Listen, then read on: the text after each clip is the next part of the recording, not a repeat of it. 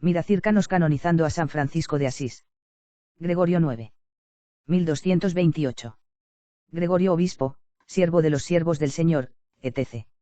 Oh maravillosa dignación de la divina piedad para con nosotros e inestimable amor de su caridad por la cual ha entregado el Hijo a la muerte para redimir al siervo. Sin renunciar a los dones de su misericordia y conservando con la continua protección la viña plantada con su diestra, también a la hora 11 envió a ella operarios, para que la cultiven útilmente, arrancando con escarda y con reja, con las que Samgar derrota, a 600 filisteos, Juec 3,31, las espinas y las maleisas, a fin de que, podados los sarmientos superfluos y los retoños espúreos que no aportan altas raíces, y estirpadas las zarzas, ella madure frutos suaves y sabrosos. Los frutos que, purificados en el lagar de la paciencia, podrán ser trasladados a la celda binaria de la eternidad, después de haber quemado completamente como con fuego la impiedad junto con la caridad entibiada de muchos destinada a ser destruida en la misma ruina, como se arruinaron los filisteos a causa del veneno de la voluptuosidad terrena. He aquí que el Señor, que, mientras destruía la tierra con el agua del diluvio, colocó al justo en un vulgar seco, Sab 10,4, no dejando que la vara de los pecadores cayera sobre la suerte de los justos, Sal 124,3, en la hora 11 suscitó a su siervo el bienaventurado Francisco, hombre verdaderamente según su corazón, cf.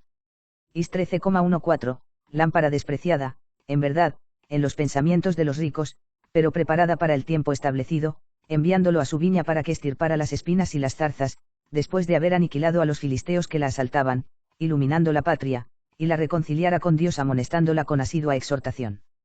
Él, escuchando la voz del amigo que lo invitaba en lo íntimo del corazón, se levantó sin demora, rompió las ataduras del mundo lleno de seducciones, como otro Sansón informado por la gracia divina, Juec 15,14, y, lleno del espíritu de fervor, tomó una quijada de asno, Juec 15,15, con una predicación hecha de simplicidad, no adornada con los colores de la persuasiva sabiduría humana, 1 Sioar 1,17, sino con la poderosa fuerza de Dios, que escoge las cosas débiles del mundo para confundir a las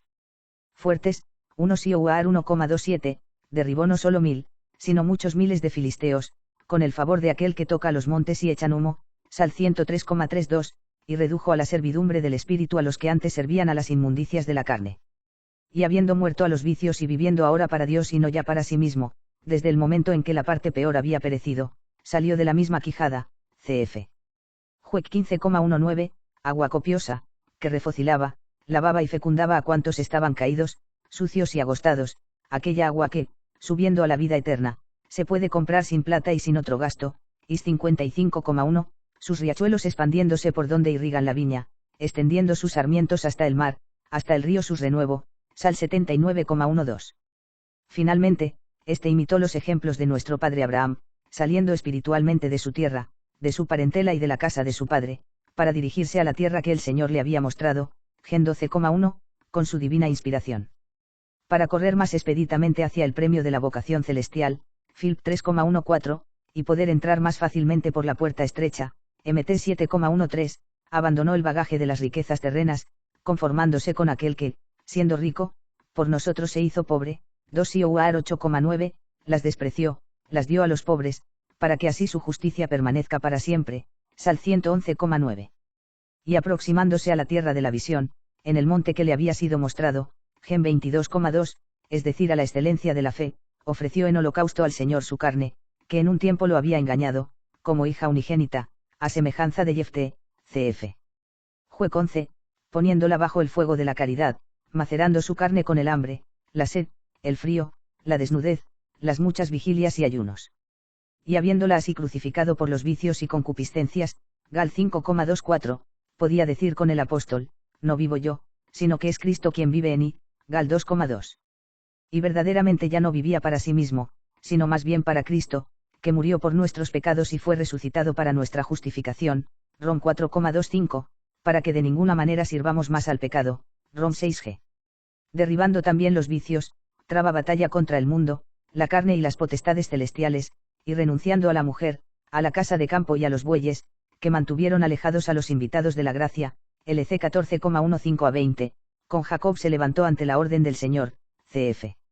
Juec 35,1-11, y, recibida la gracia del Espíritu Septiforme, asistido por las 8 bienaventuranzas evangélicas, se elevó a través de los 15 grados de las virtudes, indicadas místicamente en los Salmos, hacia Betel, la casa del Señor, que él mismo le había preparado.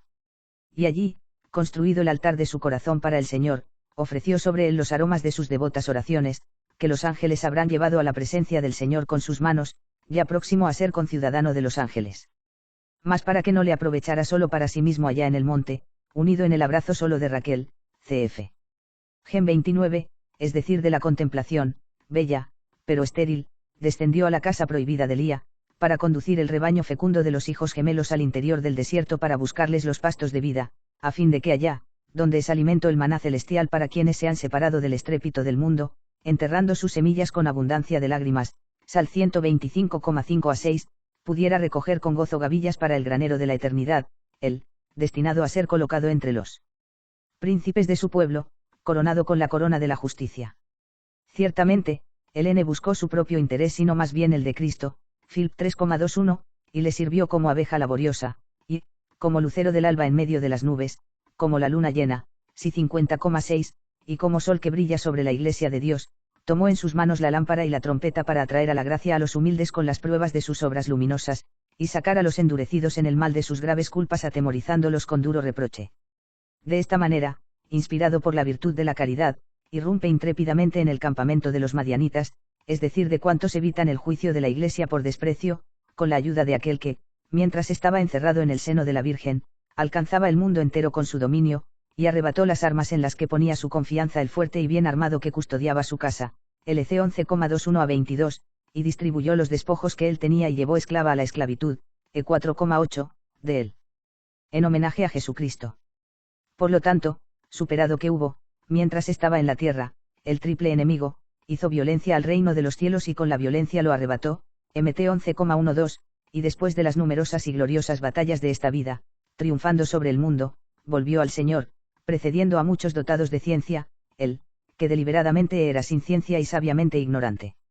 En verdad, aunque su vida, tan santa, activa y luminosa, haya sido suficiente para que conquistara la compañía de la Iglesia triunfante 26, sin embargo, puesto que la Iglesia militante, que solo ve la cara exterior, no presume de juzgar de su propia autoridad a aquellos que no son de su casa, foro, para presentarlos a la veneración basándose solo en su vida, sobre todo porque alguna vez el ángel Satanás se transforma en ángel de luz, 2 Ioar 11,14, el todopoderoso y misericordioso Dios, por cuya gracia el predicho siervo de Dios le sirvió dignamente y con encomio, no soportando que una lámpara tan maravillosa fuera escondida bajo el celemín, sino queriendo colocarla sobre el candelero, para ofrecer el alivio de su luz a todos los que están en la casa, LC 11,33, ha declarado con múltiples y grandiosos milagros que su vida había sido aceptada y que su memoria debía ser venerada en la Iglesia militante.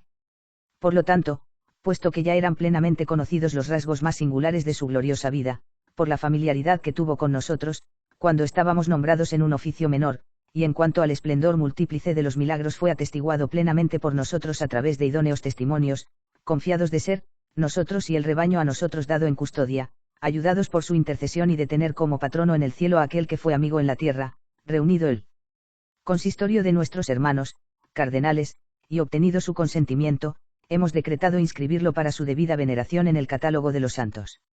Establecemos que la Iglesia Universal celebre devotamente y con solemnidad su nacimiento al cielo, el día 4 de octubre, es decir el día en que, liberado de la cárcel de la carne, subió al reino celestial. Por este motivo, pedimos a todos ustedes, les amonestamos y exhortamos en el Señor, comunicándoselo a través de este escrito apostólico, que en dicho día se dediquen intensa y gozosamente a las alabanzas divinas en su conmemoración y supliquen humildemente para que por su intercesión y méritos podamos unirnos en su compañía. Que nos lo conceda aquel que es bendito por los siglos de los siglos. Amén. Dada en Perusa, el 19 de julio de 1228, en el segundo año de nuestro pontificado.